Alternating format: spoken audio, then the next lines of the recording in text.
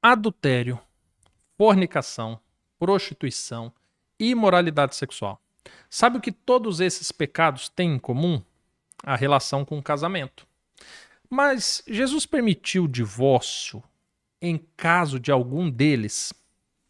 E é justamente o que vamos entender no vídeo de hoje. Olá, família! Tudo bem com vocês? Comigo está tudo ótimo, graças ao nosso bom Deus. Hoje iremos abordar um assunto complicado para muitas pessoas e que muitos fazem uma baita confusão. E pior, muitas famílias são destruídas por não compreenderem as diferenças de alguns pecados. E a grande pergunta que vamos responder nesse vídeo de hoje é: em caso de infidelidade no casamento, pode haver uma separação? Jesus permitiu o divórcio em caso de infidelidade? É isso que vamos descobrir. Nosso pontapé de partida se dá com dois textos. O primeiro no Evangelho de Mateus, no capítulo 5, no verso 32, e o outro no capítulo 19, no verso 9. Em ambos os textos, Jesus faz a mesma afirmação: aquele que se divorciar da sua mulher, não sendo por imoralidade sexual, e se casar com outra, comete adultério. Esses são os únicos textos que sugerem o divórcio em caso de infidelidade conjugal. Mas notem que eu usei o termo sugerem, pois não é bem isto que o texto diz. O primeiro problema que encontramos nesses dois textos é de tradução. É possível que na Bíblia que você tem em mãos não seja utilizado o termo imoralidade sexual, mas sim adultério ou fornicação ou ainda prostituição. E talvez você diga: mas são tudo a mesma coisa. Embora sejam pecados relacionados com o casamento, não são o mesmo pecado. E existe uma explicação do porquê que cada versão da Bíblia utiliza um termo diferente. Como você sabe, a Bíblia foi escrita em pelo menos 3 idiomas diferentes.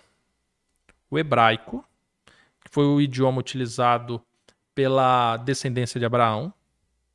O aramaico, que foi um idioma introduzido nos escritos judaicos após o cativeiro babilônico. E o grego, idioma utilizado no Novo Testamento. Nas passagens de Mateus, que foram escritas em grego, a palavra utilizada para descrever a exceção para o divórcio é a palavra porneia. Essa palavra no grego, ela possui vários significados, entre eles prostituição, adultério, fornicação, imoralidade sexual, depravação sexual, idolatria, entre outras. Essa palavra também dá origem a outras palavras conhecidas no dia de hoje. Dentre elas, a mais famosa é pornografia ou pornográfico. Como a Bíblia ensina que os pecados de prostituição, adultério, fornicação e imoralidade sexual são pecados diferentes, como saber qual desses pecados a palavra porneia, utilizado nos versos citados, de fato está fazendo menção? Ou esta palavra, no contexto em questão, faz menção a todos esses significados? É simples. Vamos utilizar a regra do contexto. No mesmo verso em que a cláusula de exceção para o divórcio utilizada é porneia, Jesus afirma que quem se divorciar de sua mulher, não sendo por causa de porneia, comete então adultério. Mas agora nós temos um aparente problema. Porneia não significa adultério? Adultério é um substantivo de porneia, um dos seus significados, mas não o único. Quando Jesus afirma que quem se divorcia sem ser por causa de porneia comete adultério, você sabe por que em todas as versões é dito que a pessoa comete adultério? Porque a palavra que Jesus utilizou para descrever o pecado cometido é a palavra moicheia, que em grego significa única e exclusivamente adultério. Ou seja, Jesus disse que quem se divorciar sem ser por porneia e se casar com outra pessoa cometerá o pecado de moicheia.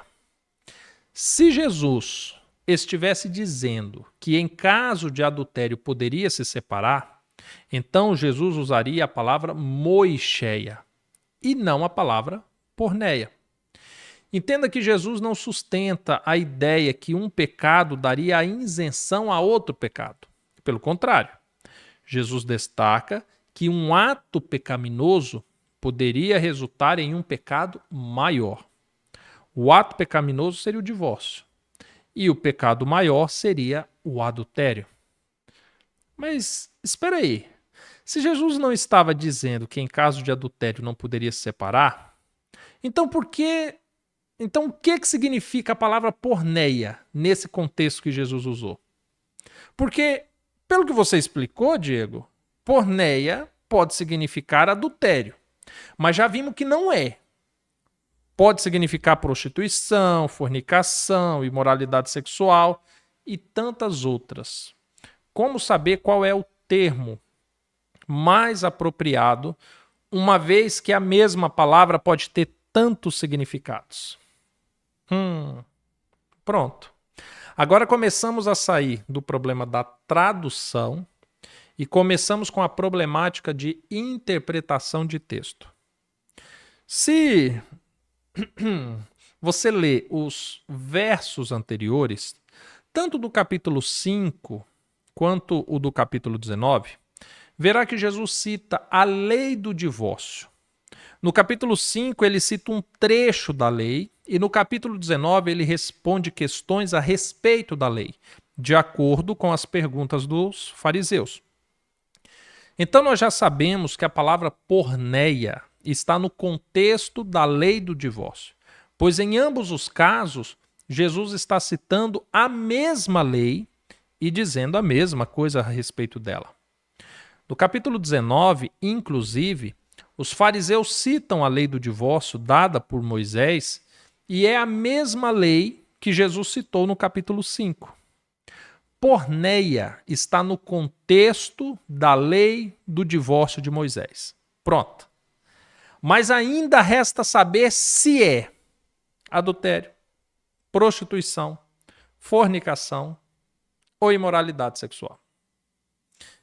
Para entendermos o contexto, é prudente, pelo menos, que façamos a leitura da citada lei de Moisés sobre o divórcio, para apurarmos com mais precisão o que pode significar a palavra porneia. E tal lei você poderá ler no capítulo 24 de Deuteronômio, que diz assim no primeiro verso: se um homem casar-se com uma mulher e depois não a quiser mais, por encontrar nela algo indecente, dará então certidão de divórcio à sua mulher e a mandará embora. Pronto. Agora apareceu a palavra indecente na história, mas tem versões que falam imoralidade. Esse texto de Deuteronômio 24 foi escrito originalmente em hebraico. Então precisamos ir no hebraico para descobrir qual a palavra utilizada para descrever indecente. E a palavra utilizada significa nudez.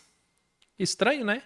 Porque se formos ler ao pé da letra, seria basicamente transcrever assim: se um homem descobrir na sua mulher sua nudez, então dará a ela o divórcio. Mas não faz muito sentido, né? Mas quando você faz a análise de todo o texto no seu idioma original, o que o texto está dizendo é que se um homem, depois de se casar com sua mulher, descobrir que ela expôs a sua nudez a outro, então dará a ela a carta de divórcio e a despedirá. Agora sim. Viu que faz mais sentido? Mas espera aí. no adultério, na prostituição e na imoralidade sexual, em todos esses casos pode haver a exposição de nudez. E agora? Bem, agora, então precisamos descobrir em qual contexto essa lei da exposição de nudez se refere. Nós vamos fazer uma análise por eliminação. A princípio, nós vamos começar com prostituição. Será que a exposição de nudez seria prostituição? Em Deuteronômio 22, temos a lei a respeito da prostituição. E se na lei da prostituição prever o divórcio, então saberemos que a nudez do capítulo 24 diz respeito à prostituição. Vamos ler? A partir do verso 22 diz assim: se, porém, a acusação for verdadeira e não se provar a virgindade da moça, esta será conduzida à entrada da casa de seu pai, e os homens da sua cidade a apedrejarão até que morra.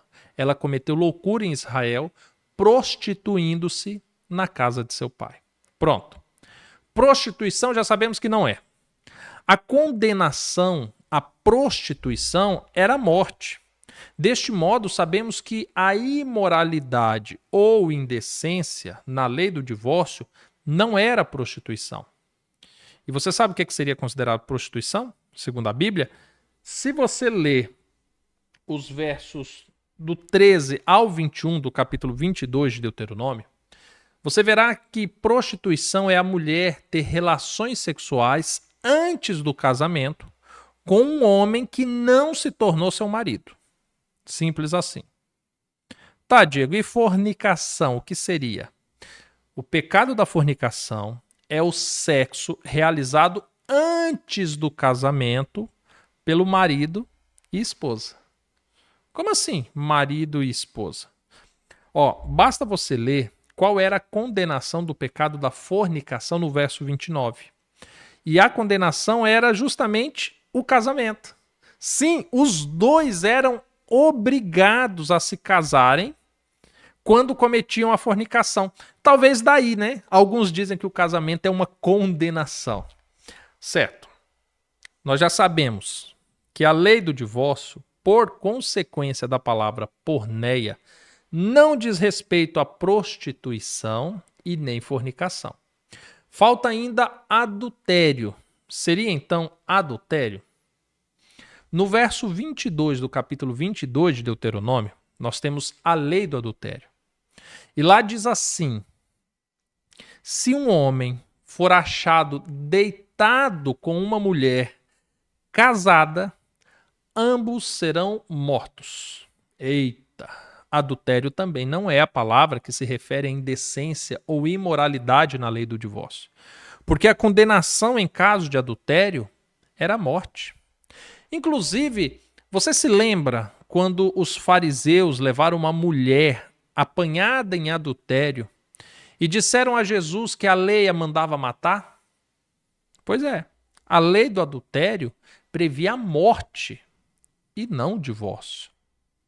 E ainda no capítulo 5 de Mateus, Jesus cita que aquele que pensa, que cobiça, que imagina em relacionamento com a mulher do outro, já comete adultério.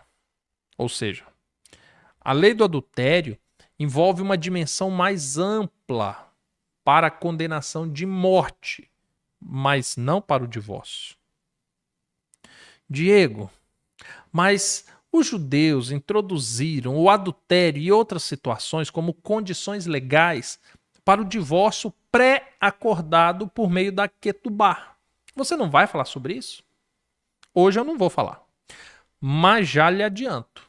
Caso você não saiba, que a Ketubá é um contrato de casamento judaico com cláusulas de divórcio já pré-acordada entre os noivos. Estabelecido na cultura judaica após o cativeiro babilônico, tanto que a Ketubá é escrita em aramaico, a língua dos caldeus. Deste modo, embora tenha sido se tornado uma tradição judaica, não é uma ordenação divina. É uma tradição cultural importada de povos pagãos, algo que Deus sempre condenou entre os judeus. Mas ainda farei um novo vídeo falando sobre a Ketubá. Voltando ao divórcio. Já sabemos que a exceção para o divórcio não é adultério, não é prostituição, não é fornicação e não é imoralidade sexual. A exceção para um divórcio é uma exposição de nudez da mulher. Importante destacar que a lei do divórcio não é unissex. Apenas o homem poderia requerer o divórcio. Mas ainda não entendemos em que condições o homem poderia então dar o divórcio à sua esposa. Quando a Bíblia cita a exposição da nudez de uma mulher, além das leis no Pentateuco, nós temos a história de Davi e Batseba, no qual Davi vê a nudez de Batseba e em seguida comete adultério com ela. Mas antes de falarmos do adultério, existe uma exposição de nudez. Quando lemos capítulos 22 e 24 de Deuteronômio, sobre as leis do casamento e as leis do adultério, do divórcio, você notará que os pecados relacionados à imoralidade sexual, seja adultério, prostituição, a pena para tal delito era a morte. Ainda no capítulo 22, o pecado da fornicação cometido antes do casamento já não era punido com a morte, mas sim com o casamento. E no capítulo 24, quando fala sobre a lei do divórcio, o texto sugere do homem achar, descobrir que a sua mulher teve uma exposição da sua nudez no passado. Ou seja, o homem descobriu que no passado, antes de se casarem, ela havia exposto a sua nudez a outro homem. Se ela tivesse exposto a sua nudez após o casamento, poderia ser considerada adúltera e, deste modo, ela seria condenada à morte. Mas, como a exposição foi antes do casamento, ela não pecou contra o marido e nem se transformou em prostituição, porque não consumou o ato sexual. Deste modo, conforme Jesus explica lá em Mateus 19, Moisés autorizou a carta de divórcio por causa da dureza do coração do homem. O orgulho do homem, ao saber que sua esposa já havia sido exposta a um outro homem, o impedia de perdoá-la. E deste modo, ele poderia se divorciar dela. Agora faz sentido o que Jesus disse em Mateus 5 e no capítulo 19. Qualquer homem que se divorciar da sua mulher, não sendo pela lei do divórcio que Moisés instituiu, e se casar com outra, comete então adultério. Jesus ainda reforça no capítulo 19 que não foi esse o plano original de Deus, que o homem se divorciasse da sua esposa. Que o homem que faz isso é duro de coração e que se o homem se divorciar da sua mulher sem esse motivo claro, ele cometerá então adultério se casar com outra mulher. Perfeito. Agora então nós achamos coerência na Bíblia e neste assunto. Jesus deixa bem claro que só somos perdoados por Deus se perdoamos ao nosso próximo. E deste modo faz sentido eu perdoar minha esposa, ainda que seja um adultério, como foi o caso de Oséias. Jesus deixa bem claro que aquilo que Deus uniu, o homem não separa. Deste modo, não existe motivos suficientes para permitir uma separação de um casal. Paulo diz em 1 Coríntios 7 que o homem e a mulher estão ligados até a morte. E se um dia ocorrer a separação, estão ambos proibidos de se casarem novamente. Em Romanos 7, Paulo explica que se uma mulher divorciada ou separada, como você quiser, vier a se casar com outro homem, esta será considerada como adúltera. E eu poderia usar tantos outros exemplos e textos que afirmam que devemos amar nossos cônjuges, devemos ficar juntos até a morte, devemos ser fiéis à mulher da nossa mocidade, devemos perdoá-la 70 vezes 7. Mas até adultério, Diego? Adultério é pecado. Assim como a mentira, o roubo e qualquer outro mandamento. Então, sim, devemos perdoar até adultério. Após toda essa explicação, se você ainda acha que o homem e a mulher podem se separar por qualquer motivo, então talvez o seu caso seja simples de entender. Você deixou o seu coração endurecer. E diante disto, não vai adiantar eu te explicar tudo de novo. Você só vai se acalmar e se sentir bem quando alguém disser a você assim: pode casar sim. Onde já se viu isso? Ah, agora vai ter que pagar pelo erro do seu marido? Então você vai ficar sozinha enquanto seu marido se casa com outra? Deus quer a sua felicidade. Mas Deus é amor. Jesus fez tudo novo. Isso que o Diego falou é da velha aliança. Hoje estamos na nova. Ah, então adultério não tem perdão. Para ele é fácil falar. Ele tá casadinho, né? Queria ver ele na sua pele. E aí? Algumas dessas frases te trouxe alento? Que Deus possa entrar em seu coração e fazer uma reforma. Que Deus possa te ajudar no processo do perdão, da humildade, da paz. Que você possa compreender que temos muito além desta vida nos prometido e que compensa ser fiel a Deus. Se inscreva no canal se você ainda não for inscrito. Curta o vídeo e eu espero encontrar você em um próximo vídeo. Fique com Deus. Até mais. Tchau, tchau.